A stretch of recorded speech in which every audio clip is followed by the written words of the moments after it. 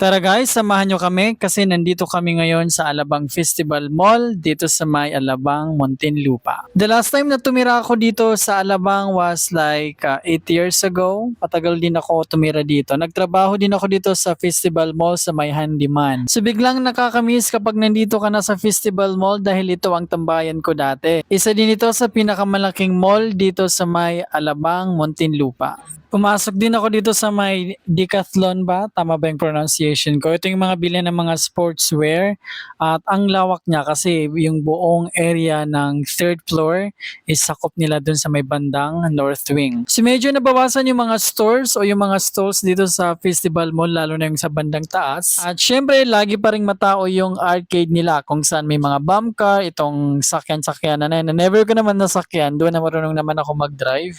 Yung mga video nila, yung mga ibang games nila, nandyan lahat. Buhay na buhay pa rin at marami pa rin taong nakatambay gaya ko dati. So picture taking muna tayo dahil malapit na ang kanyang birthday. Happy birthday! Isa sa mga patok na sinasakyan dito ay ang roller coaster. Kung hindi ka sanay sumakay sa mga roller coaster gaya sa Star City or sa Enchanted Kingdom, dito pwede ka kasi medyo kakayanin mo pa.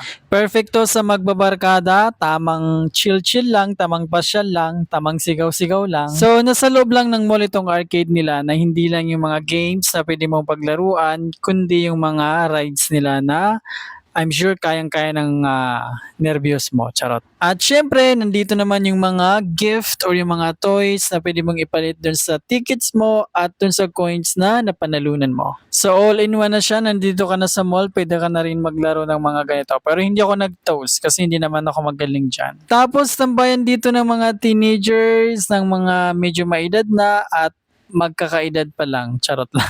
At syempre, dumana din kami ng landmark kasi nga yung Festival Mall meron ng landmark sa may kabila. So nagkataon this time, meron silang Dragon Dance kasi nga New Year or Chinese New Year. So medyo maingay nung time na yan. At syempre, dahil napagod kami sa kakaikot sa Festival Mall, landmark na napakalawak, abay napagod kami at dito kami kumain sa may Chowking, chow fan, tapos siomai, beef chow fan, tapos meron namang halo-halo na nagkamali kami dahil sobrang lamig sa mall at naghalo-halo pa kami. So ang ending, nangangatog yung katawan mo dahil sobrang lamig. So nakakamiss naman dito sa Festival Mall dahil dito din ako nagtrabaho ng mga ilang taon. Pasyalan ko din to nung tumira ako ng Alabang for like 8 years if I remember it correctly. Tapos alam mo na yung mga memories, mga ganun. Tapos yung mga dating kaibigan. At dyan lang nagtatapos ang pamamasyal namin sa may Festival Mall na napakalawak ngayon, napakalaking mall dahil nga dun sa extension ng landmark. So